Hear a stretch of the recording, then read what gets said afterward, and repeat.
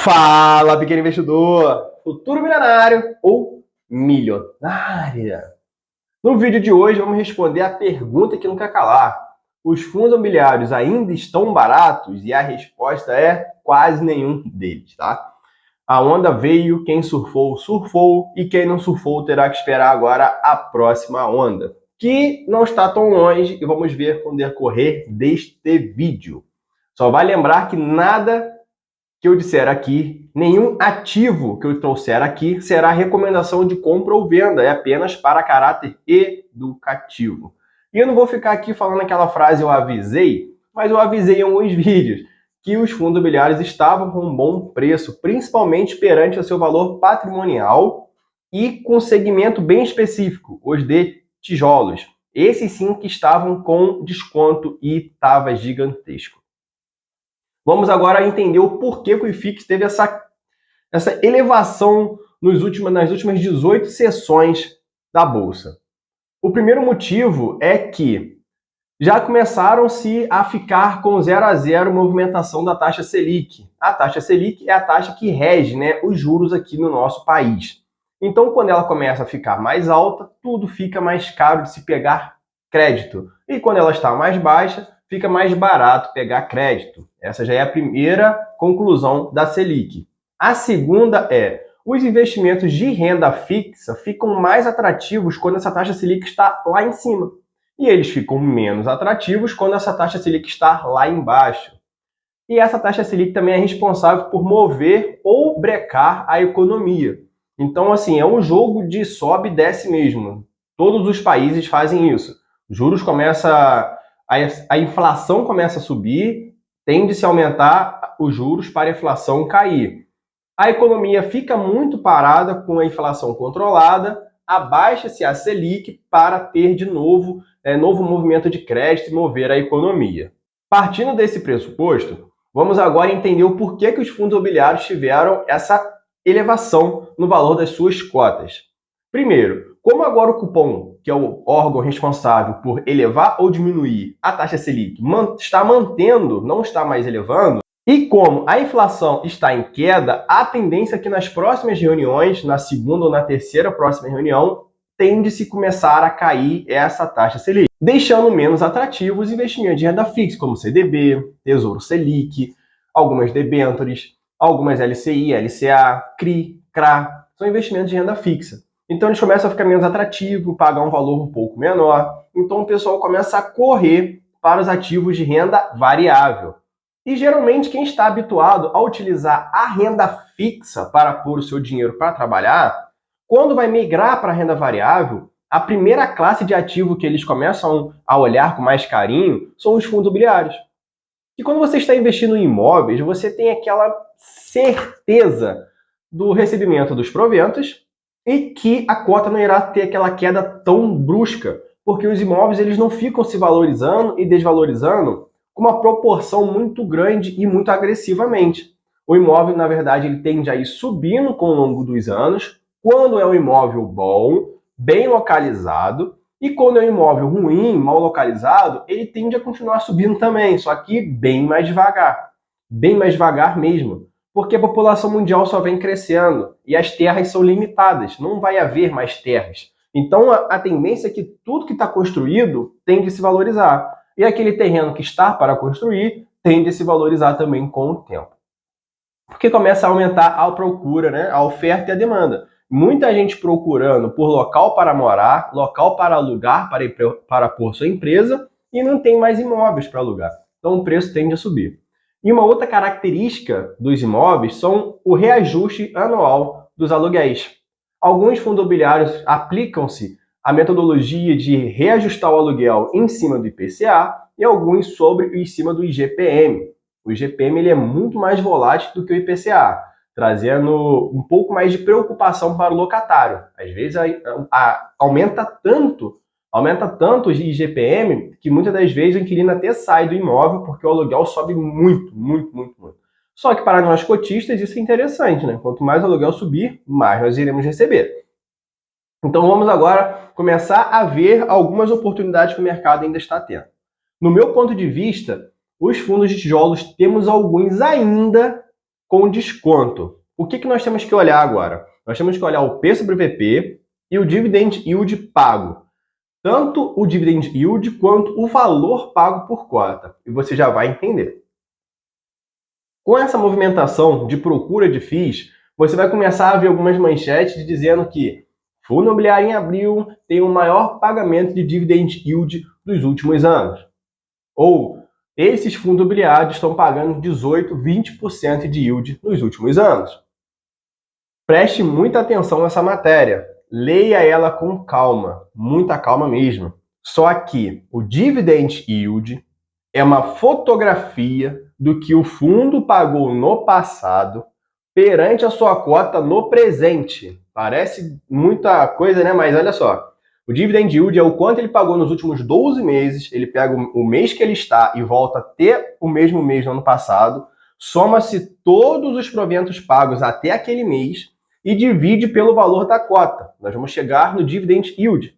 Exemplo, se nos últimos 12 meses o fundo imobiliário pagou R$1 por cota por mês, então ele pagou R$12 por ano. Se essa cota está custando R$120, ele tem um Dividend Yield de 10%.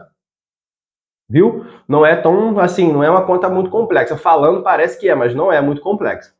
Agora, se ele já pagou, não tem como ele deixar de pagar, não tem como ele diminuir. Mas se essa cota cai para R$75 para R$60, ele terá o Dividend Yield de 20%.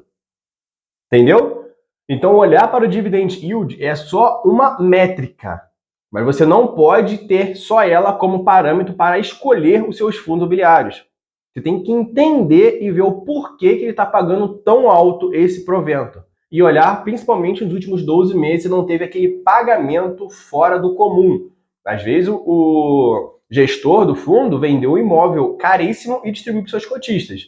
Então ele pagou um dividend yield elevadíssimo, mas foi só aquele mês. Então já foi a primeira dica para vocês, olhar sempre para o passado e olhar a cota também, ver se ela não está caindo. Se ela estiver só caindo, não adianta o dividend yield de 50%, está só caindo a cota. Então o dividend yield já representa 50% de pagamento, porém seu patrimônio valorizou 70%, 80%, 90%, então você está perdendo dinheiro, você não está ganhando.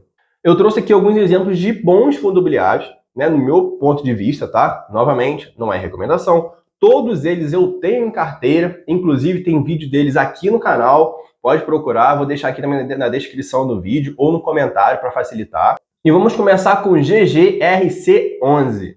É um fundo imobiliário de galpões logísticos e ele teve uma queda no valor das suas cotas devido a lojas americanas, tá? Todo aquele ruído das lojas americanas, aquela dívida bilionária deles, e que seria meio que plausível que ela não iria mais pagar, né, os seus proventos. Pagar o aluguel, perdão. Então o mercado já precificou e já jogou esse preço desse fundo imobiliário lá para baixo. Só que as lojas americanas continuam pagando aluguel. Não sei até quando. Só que os imóveis são bons, gente. Os imóveis desse fundo imobiliário são imóveis interessantes. Então, acaba valendo a pena você olhar com carinho, porque esse inquilino poderá sair e poderá entrar outro pagando até mais um valor maior, né, desse aluguel. Um próximo fundo imobiliário é um fundo de shoppings, que também agora já não está mais tão interessante. O VISC11 como exemplo. Ele está com seu valor patrimonial de 0,90. 10% de desconto. Não é mais aquele descontaço que estava alguns meses atrás.